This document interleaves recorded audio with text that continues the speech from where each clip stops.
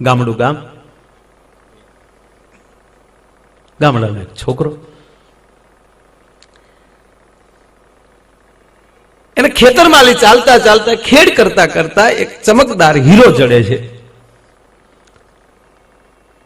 એટલો બધો જગારા મારે છે, માણસને મનસુબા જાગ્યા કે ઓહો, આ હીરાનું વેચી આવું તો આના કરોડો રૂપિયા આવે તો બીજાની પાસે જેમ 4 વ્હીલ છે હું ગાડી ખરીદું, મોટું મકાન લઉં, થોડીક જમીન ખરીદું, હું મોટો બનીશ.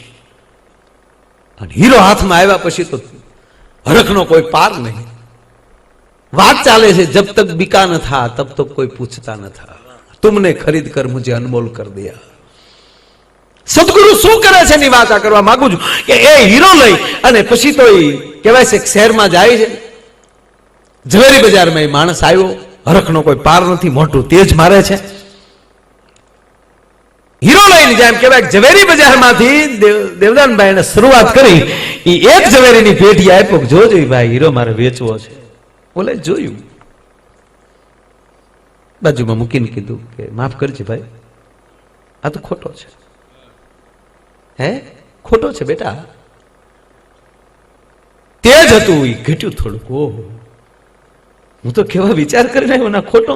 બીજી પેઢી ઉપર ગયો, બીજા વેપારીને આપ્યું. શબ્દ વાપરું છું ઝવેરી બજારમાં વેપારી, માફ કરજો. બીજા વેપારીને આપ્યો એટલે વેપારીએ જોયું, એને કીધું ખોટો. ધીરે ધીરે ધીરે, કારણ કે પોતાના જે મનસુબા ઘડ્યા હતા, પોતાની જે મોટપ જે લઈને આવ્યો હતો એ હવે એ હેઠી ઉતારવી કે રે કઈ નહીં આવે આનું. ઉભે કેડે સેક્સલીની ઘોડે વિચાર કરતો કરતો આવ્યો હતો અને હવે મારે ખાલી જવાનું. સાહેબ હાજ પડવા આવી અને ઝવેરી બજારમાં બાપુ એક પણ એવી એમ ક્યાંક પેઢી ન હોય કે વેપારીને હીરો ન દેખાડ્યો હોય. અને તમામ વેપારી એટલું જ બોલ્યા કે આ ખોટો છે, આ ખોટો છે. હવે તો હાથ પડી ગઈ હતી. અંતરિયાળ અંદર ગામડું એક જ બસ મળે હાન નહીં.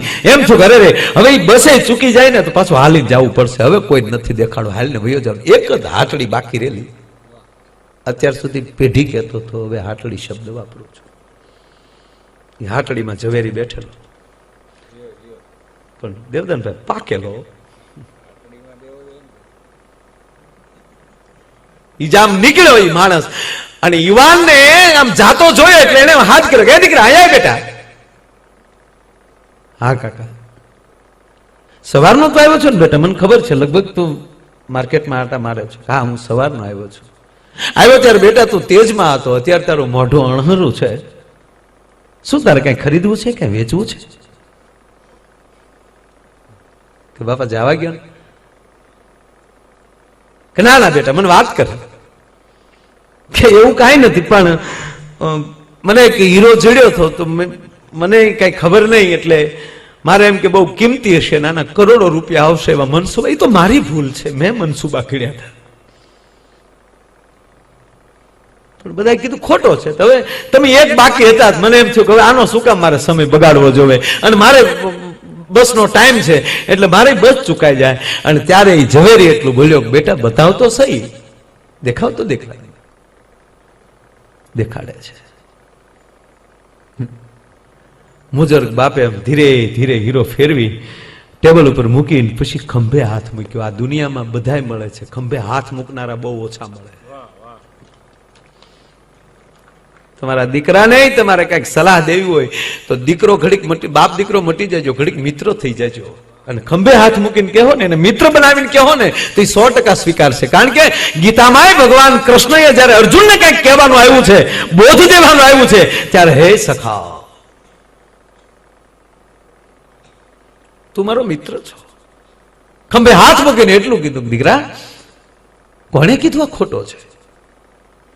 કોણે કીધું આ ખોટો છે? કીધું સાહેબ એટલી જ વારમાં, જે હવારમાં તેજ હતું એ મોઢા ઉપર તેજ આવ્યું. ઝવેરી બધા આ વેપારીઓએ કીધું મને. અરે બેટા આ હીરો એટલો બધો કિંમતી છે કે આખી ઝવેરી બજાર વેચી નાખીએ ને તો એના મૂળ ન થઈ શકે, એવડી કિંમત છે આની. કાક તો આ લોકોએ કેમ ખોટો કીધો? ખરીદવાની તેવડ નહોતી એટલે. ઓલી વાર્તા નથી બેટા કે દ્રાક્ષના અંબાણી ગધેડાને તો કીધું દ્રાક્ષ ખાટી છે, એમ આને ખરીદવાની તેવડ નથી એટલા હીરાની ખોટો એને કીધો છે.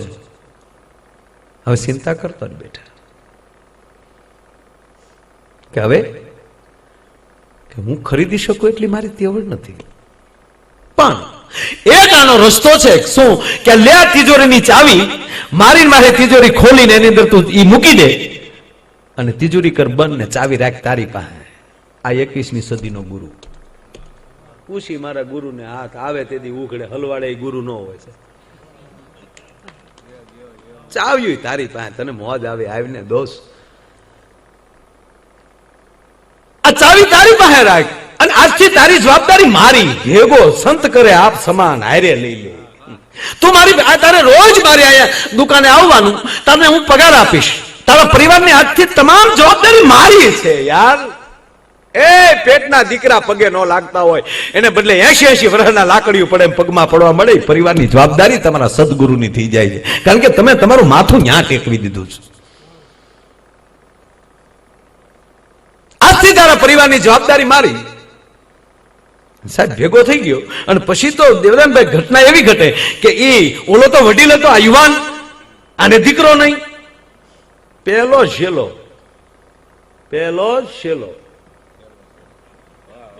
બીજો ન હોય. પછી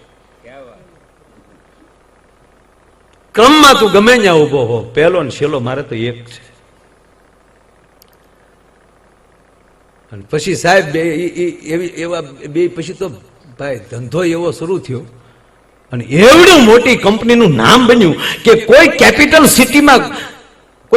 સિટી બાકી ન હોય કે ન્યાયનો શોરૂમ ન હોય. ત્રિભુવન ભીમજી તો પછી છે. અને હવે તો બાપુ ઝવેરિયા પોતે બન્યો છે, જાણતલ બન્યો. આ બાપુ તો વૃદ્ધ થઈ ગયો, બે શાંતિથી બધું આ છોકરો સંભાળે છે.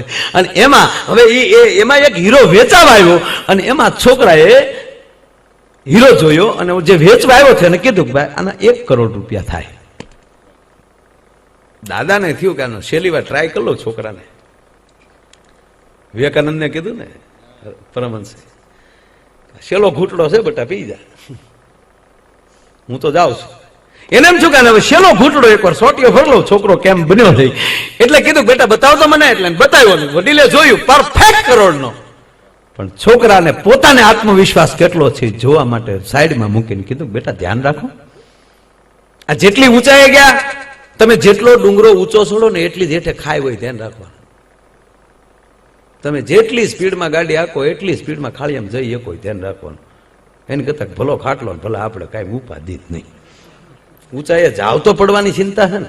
અને તમને ત્રીજી વાત એ કહી દો, એ મારા બાપ, ગમે એવી ખાઈમાં પડશો ને તો દુનિયા તમને કાઢી દેશે. ગમે એટલી ઊંડી ખાઈમાં પડશો ને તોય દુનિયા તમને કાઢી શકશે, પણ અદે ખાઈમાં પડ્યા ને તેથી કોઈ તમારો બાપે નહીં કાઢી શકે. લખો અહીંયા લખી લેજો. આ લખી અદે ખાયું કરે છે. તકલીફ ક્યાં આવે છે યાર. લીધો કે બેટા લાખનો છે, આના તે કરોડ કીધા. છેલ્લી ટ્રાય કરી જોઈ લો, આના લાખ કેવાય બેટા. તે કરોડ કહી દીધા. આમાં જો આમ જ પાછો વેપાર ભાંગે બેટા. લાખ કીધા. છોકરાની આંખમાં આહુડાની ધાર. દેવદાનભાઈ કે તું મારો બાપ છો, તે મારી આંગળી પકડી, પણ વડીલ માફ કરજો, આ કરોડનો છે હું લાખનો કેમ કહું. વડીલ ભેટી ગયો. સાબાશ બેટા, સાબાશ દીકરા, ધન્ય છે તને બેટા. અને બેટા હવે ઓલી કૂચ્યું ગોતો. હવે આવ્યો વખત મારામાં તેવડ છે હીરો ખરીદવાની, અને ખરીદીને મારે તને જ દેવો છે. હું તો હવે વટાવડા છીએ વાટના બેટા, કાંઠે બેઠા. અને ખોલ તિજોરી, હવે તું જાણતલ બન્યો છો, કાઢ હીરો.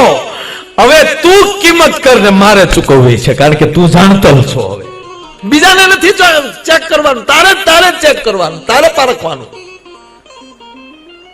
અને વર્ષો પહેલાની બાપુ ઘટના ઘટી. છોકરાને યાદ આવ્યું, ભાઈ ભાઈ ભાઈ હો, જે મને નહોતી ખબર પડતી એને આજ મારે કિંમત કરવાની છે.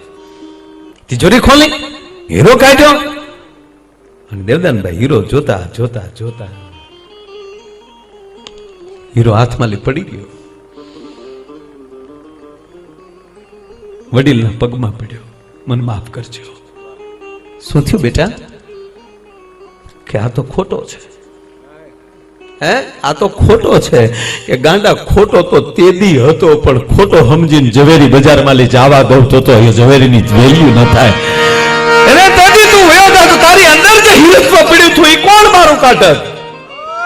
સાહેબ આ દુનિયામાં કોઈ ખોટા છે જ નહીં. કોક આવા પેલ પાડવા વાળા હોય ને તો મળી જાય. એટલે કીધું કે જબ તક બિકા ન થા તબ તક કોઈ પૂછતા ન થા. આ તુમને ખરીદ કર મુझे અનમોલ કર દિયા. તમારી ઉપર કૃપા કોની વરહે છે એના ઉપર બહુ આધાર રહે મારા બાપ. કોની હારે રહ્યો છો એ બહુ આધાર રહે છે. કોની ભેળા રહી છે એનો બહુ આધાર રહે. એટલે કવિ કાગ લખે કે એની ભેળા વહનારા પણ ભરમાણા મોટાના તળિયા ન મળ્યા.